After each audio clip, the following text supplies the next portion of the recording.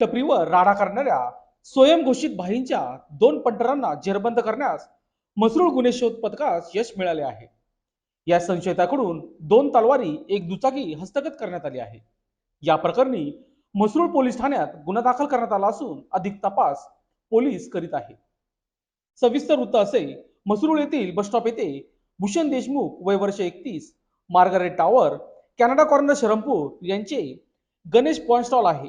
मंगळवारी दिनांक 25 रोजी सायंकाळी 6 वाजता भूषणचा भाऊ पान स्टॉलवर असताना युवराज सोनोने नामक व्यक्तीच्या नावाने 3-4 तंबाखूच्या पुड्या मागितल्या होत्या. त्यावेळी हर्षल याने बाहेर असलेल्या भाऊ भूषण यास फोन करून याबाबत सांगितले. यावर चिडून 4 पुड्या नाही, पुडाच दे असा बोलला. रात्री 8 वाजता भूषण देशमुख हा स्वतः पान स्टॉलवर असताना 2 संशयितांनी तलवारी घेऊन दहशत निर्माण करत काउंटरवर आपटली आणि तू बाहेर ये, तुझा गेम करून टाकतो, युवराज भाईला शिव्या देतो असे म्हणत पान स्टॉलचे नुकसान करून फरार झाला आहे.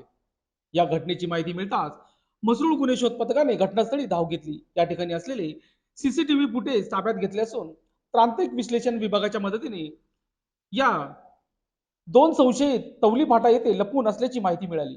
त्याच अनुषंगाने मसरूळ पोलीस ठाण्यात वरिष्ठ पोलीस निरीक्षक सुभाष ढवळे यांच्या मार्गदर्शनाखाली सापळा रचून संशयित वैभव रामचंद्र शेवरे वय वर्ष 22 व सिद्धार्थ उर्फ सिद्धू पुंजाराम वाघ वय वर्ष 22, दोघे राहणार मसोबावाडी, दिंडोर रोड, मसरूळ, नाशिक यांना ताब्यात घेण्यात आले आहे.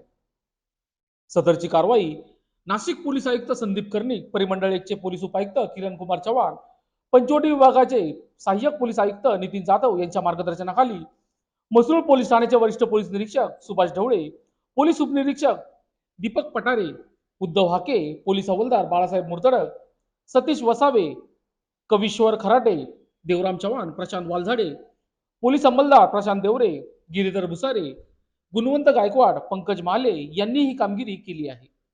लोकशास्त्र न्यूज साठी बंटी आढाव, नाशिक.